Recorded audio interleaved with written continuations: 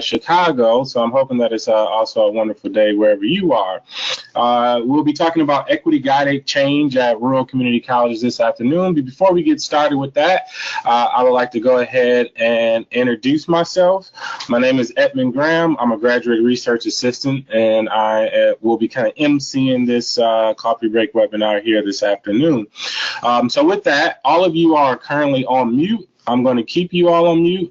If you have any questions, whether it's related to any technical issues or anything like that, please feel free to use the chat features. Myself and also Heather Fox, Assistant Director here at OCCRL, will be able to assist you all in answering those questions. And then also we'll use that chat feature towards the end as well. For those of you who are using a telephone, whether it's a cell phone or a landline, I can unmute you all as questions arise from there.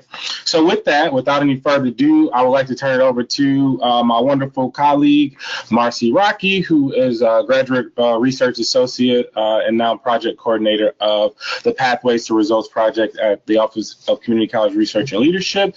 And she's going to talk a little bit about some work that she's been doing as it relates to Pathways to Results and some research on rural community colleges here in the state of Illinois. So without any further ado, I'd like to turn it over to Marcy. Thank you, Edmund. Welcome, everyone.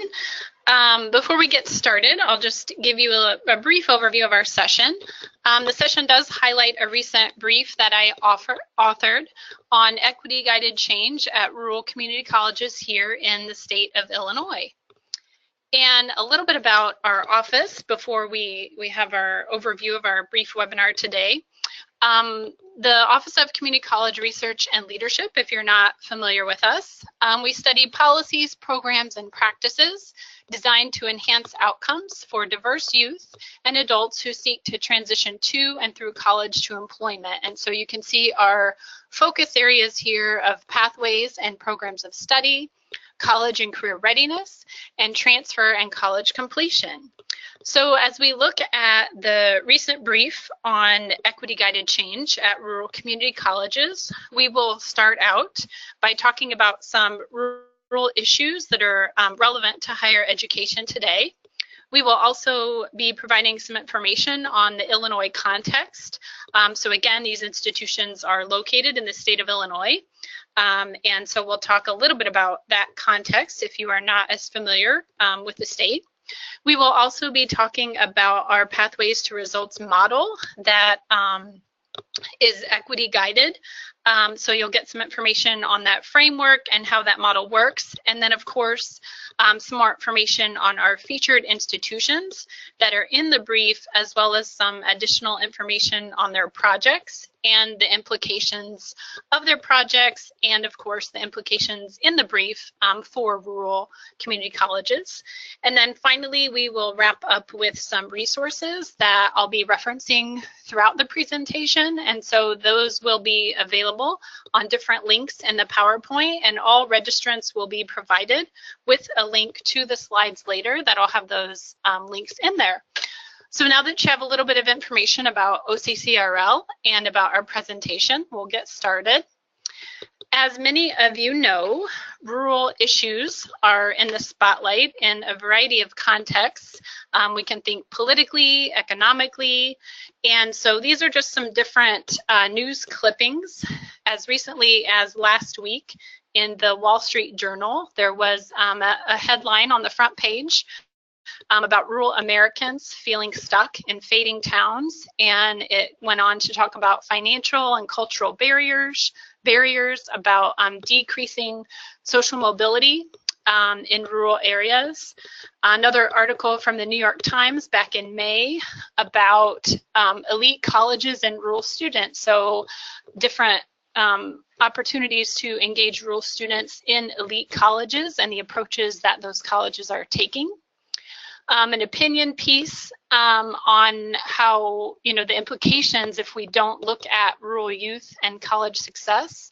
And then finally, from Inside Higher Ed in June, looking at new models for community colleges. And in that piece, it also talked about the rural context and how community colleges are looking to engage with rural students. So again, these are very relevant, recent issues, and there's really a spotlight on rural populations in many contexts right now. So if we look at rural issues in higher education, the U.S. Department of Agriculture in a recent report identified growing gaps in college completion between rural and urban populations. And any identified gains varied across demographic groups. And so what the report identified was that typically women and whites are having the most gains in terms of college completion when we look at rural communities. So again, relevant to our discussion and to our institutions that are looking at equity and advancing equity in their institutions. And in terms of rural students nationally, as we move forward, I'm going to be referencing a report entitled Why Rural Matters. More than 1 in 4 of America's public schools are rural. Nearly half of rural students are from low-income families. And more than 1 in 4 rural students is a child of color. So again, when we think nationally, there's a lot of diversity when it comes to rurality, state by state, and the different demographics and the makeup of that is very different. And so again, we'll be talking a lot about Illinois today, but just keeping that in mind. And so when we think about nearly half of rural students being from low-income families, this will report Why Rural Matters, which is published by the Rural School and Community Trust. It's a biennial report. And most recently, they found that the number of states where the majority of rural students are from low-income families has gone from 16 to 23 states. So again, thinking about that and its implications for our rural students. And the report also identifies college preparation as a major issue. So again, looking nationally, and then of course there's more information by state, but they're really looking at the importance of college preparation in rural communities. And the data from this report does come from the National Center for Education Statistics, the U.S. Department of Education, and the U.S. Census Bureau. And again, I'll have links to these different resources at the end, but just to give you some context for this report. And overall, again, there's high rates of poverty, growing diversity in rural areas, and also a growing population of students with special needs. So again, those are things that within this report, that we want our policymakers, our practitioners to be thinking about and the changing landscape of rural education. So it's important also to note, and the report does a good job of noting that despite the challenges that are faced by rural students, their actual achievement fares pretty well overall. So this speaks to the report authors identify, the potential benefits of being in a smaller school district or being in a smaller class. And so again, we want to remember to avoid a deficit mindset when we think about rural populations. And when we look at solutions and we look at support, we want to make sure that we're understanding the needs of rural communities and also be mindful of the strengths that these communities have, that rural institutions have, and also that rural students bring to the table. So that's just an important point to keep in mind. As we look at Illinois, again, coming from our Why Rural Matters report, this is the first time that the report has included a college readiness gauge. So again, a biennial report, but this is the first time that they've really looked at college readiness, and they had the data to be able to do so. And as you can see with rural Illinois, and for each state, this report includes this gauge among others, but really it looks at the overall graduation rate in rural school districts, the graduation rate for rural minority students, for free or reduced lunch eligible students in rural areas, the percentage of juniors and seniors that take at least one AP course, and then the percentage of those students that are taking the ACT or SAT. And as noted in the report, it's important not to get too caught up in these rankings because really the intent is not to have a competition among states, but really it's just looking state by state, again, because our rural populations are so diverse by state and so different. The point of the report is really to highlight these policy issues and the complexity of serving rural contexts. So I just kind of wanted to note not to necessarily get too caught up in the rank column of the states. But I do also want to point out that there's some limitations to these indicators, again, that are noted in this report. This does not reflect dual enrollment or early college entrance programs. So I know many of you are at rural community colleges, and so it is not looking at those innovative things that you're doing as far as dual enrollment or early college, unless those students were also in an AP class. So that is not reflected in this data. And of course, we know that just taking the ACT or SAT doesn't necessarily guarantee college readiness, nor are all of our students that are coming into higher education necessarily taking those. But again, this is the data that they were able to pull from to give kind of a snapshot of where each state is in terms of college readiness. So I wanted to share Illinois to again give us some context there. As we look at pathways to results, which again is the model that the institutions featured in the brief were applying to their institutions, it's an outcomes-focused, equity-guided process to improve student transition to and through post-secondary education and into employment.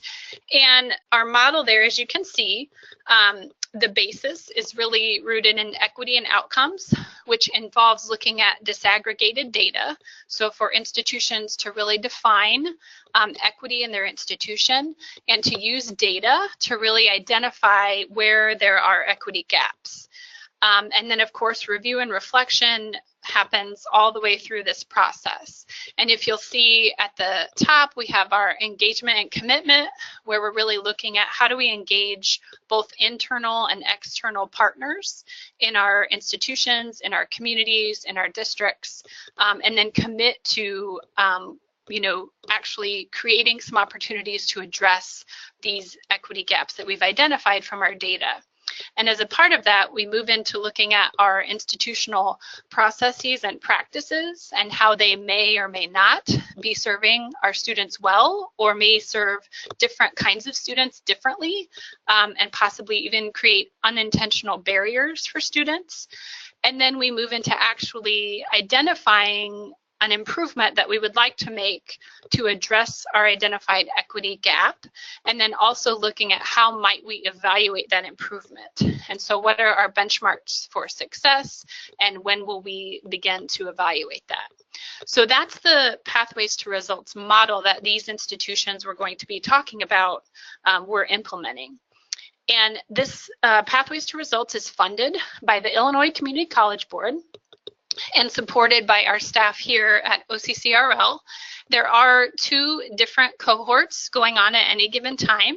So each year we have a year 1 cohort where they are embarking on this planning and inquiry. So selected institutions are going through these 5 modules to really look at their data and identify some areas for improvement.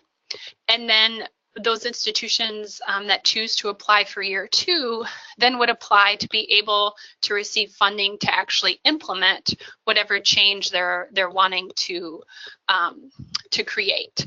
And so again, we have 2 different cohorts in any given year, and that's the model that they will be participating in.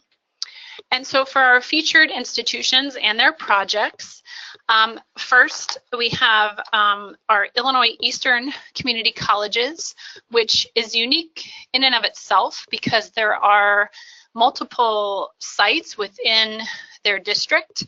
And when I say sites, it's really different campuses within one district, but they're very different and unique from any other community college district in the state of Illinois. And so for each of these, I've provided the FTE. For them, it's $41.99 overall, so that's their entire district. For them, at the time of this brief, they were in the first year of planning and inquiry, and they were looking at health informatics.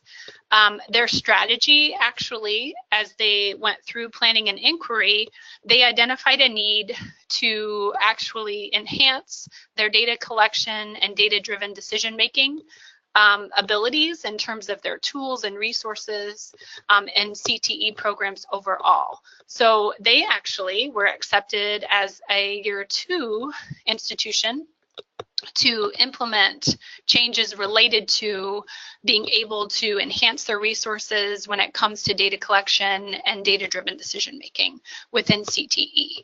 So they are actually coming into being a implementation communities project this coming year, but at the time of the brief, they were in year 1. Our next institution that is featured is Rennes Lake College, again in Southern Illinois, and it is a neighbor to our Illinois Eastern Community Colleges. Rennes Lake was an implementation community at the time of this brief, and so they had gone through year 1 and they were now implementing change as a result of having gone through year 1. Looking at CTE student retention and transfer, and their strategy involved automated degree audits and re-engaging non-completers. And I have a link here if you would like to actually know more information for our year 2 implementation communities. We have some strategy briefs, so you can stay tuned for more on Illinois Eastern as they become a year 2, but for Rennes Lake, since they were already in year 2, there is a strategy brief if you're interested in finding out more about their specific innovation and project. And then we also have Sauk Valley Community College, which is located in Northern Illinois, FTE of 1581. And they were looking at the multi-craft technology pathway, and their innovation strategy involved integrating math into the core curriculum and to contextualize developmental skill building. And so again, we can click and there is a brief on that as well. So if that particular project resonates with you or you'd like more information, please feel free to read that strategy brief. They're just 2-page and they really kind of give a nice summary of these projects. So after we talked to representatives of these colleges related to their experiences working with rural students and participating in PTR, their experiences are really relevant with the literature on rural students. And so, you know, they spoke to the challenge of creating a college-going culture where maybe there hadn't been one before. So serving, you know, rural students and having the challenge of maybe for families with a generational lack of college attendance or college aspirations, that was something that they considered as they tried to reach out and serve their districts. So that challenge. And then also evidence of vocationalism, which tends to be a dominant influence in how rural students make decisions about college.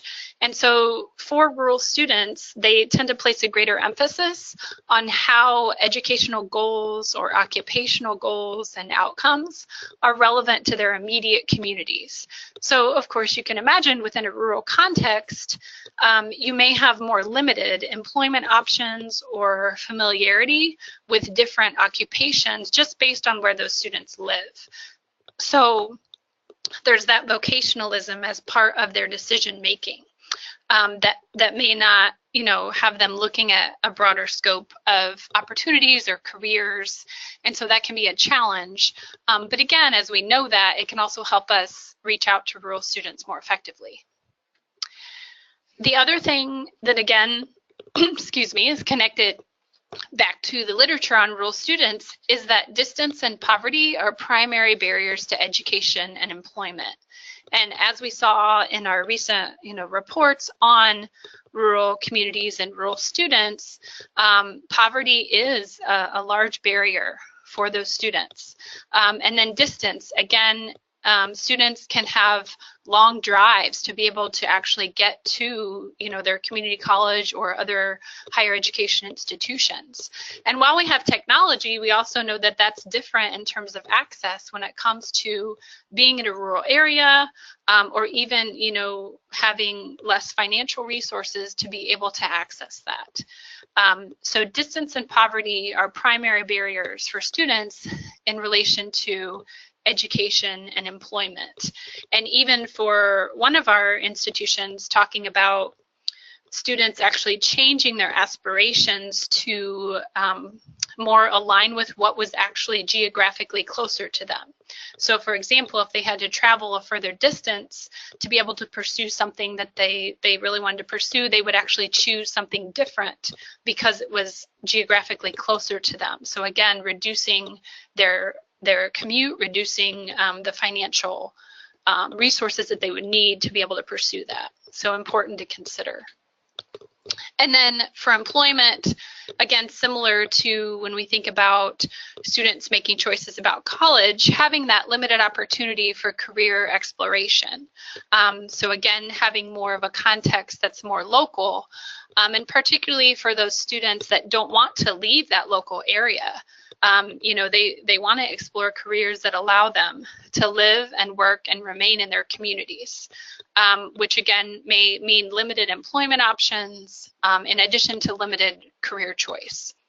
And so again, if we want to think about not having this deficit mindset, one of our teams really spoke to the strength of being able to tailor programs to local and regional employers.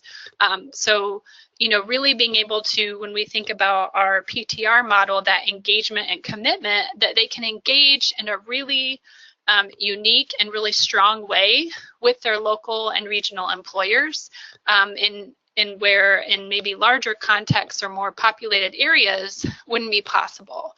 So cultivating those relationships and really tailoring those programs to local needs. But at the same time, recognizing that as they create these programs to meet these needs, there's only a certain number of opportunities for employment. So thinking about that as they're setting up these programs for students to serve local needs.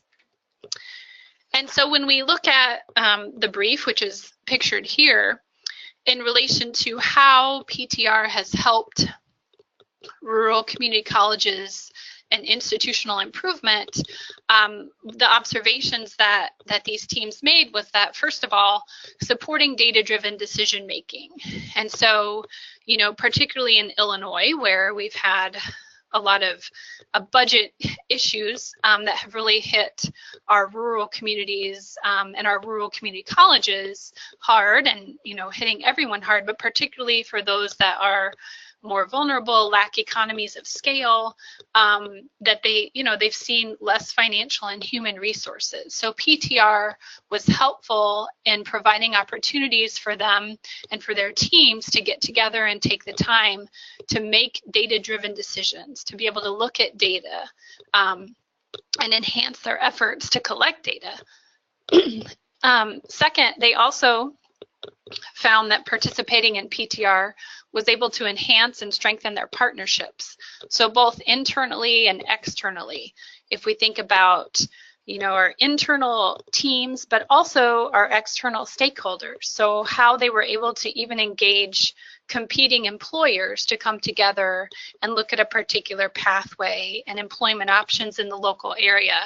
How they were able to engage K-12 districts. And again, we think about distance. So it's not only a barrier for students, but it can even be difficult for professionals to travel, even within a district, because there's a lot of distance. And so it created opportunities for them to be purposeful about strengthening those partnerships and being able to create those opportunities to get together to talk about how they're supporting students through the pipeline, from, their K-12 districts all the way through the community college and beyond, if they have 2+2 agreements or other four-year institutions that tend to be partners. Also in evaluating improvement strategies. So again, with PTR, being very specific about what improvement looks like, how will we know that we've improved, what measures are we going to use, and then actually have a plan to evaluate that, to evaluate progress and make changes moving forward. And then finally, thinking about how to define equity. So particularly in Illinois, there is a lot of growing racial ethnic diversity in rural communities, but they remain overwhelmingly white. But for these rural institutions to really have conversations about how they define equity and what kinds of things for them are really important to look at when it comes to equity. So for our rural institutions, thinking about socioeconomic status and thinking about geographical equity. So again, looking at the multiple, even K-12 districts or different towns and communities that are a part of their district.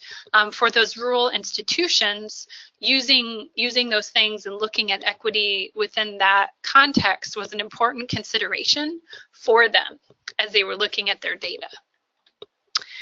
And finally, as we are getting close to our time together, some different resources, of course, the Office of Community College Research and Leadership, our website. We also have a listserv, and these are all linked. So later on, when you receive the PowerPoint, you should be able to click these to get to these resources. The National Rural Education Association, which is hosting a national forum to advance rural education coming up in October at The Ohio State University. The Rural Community College Alliance, which is an organization for rural and tribal colleges in the nation. The Rural School and Community Trust, which publishes the report, the Why Rural Matters report that I've been referencing. So I can show you here. You can go on and find that report right here. And then also the Department of Agricultural Rural Education at a Glance, the 2017 summary of that can also be a helpful tool as we look at understanding and serving rural populations. And here's some more links to some of the resources that were mentioned. And then finally, if you do have any questions, I know we're running really short on our time here. We've got about a minute left, but I will be on for a while. I can respond to your questions via the chat box that you have, or you can always email me. So please feel free to email me. My contact information is on this slide, and I would be happy to answer any questions or again help you if you're looking for some resources or you have questions on anything that I've discussed thus far. I'd be happy to respond to that. So thank you all very much for participating and for your interest in supporting rural students. And again, please feel free to contact me with any questions. Thank you.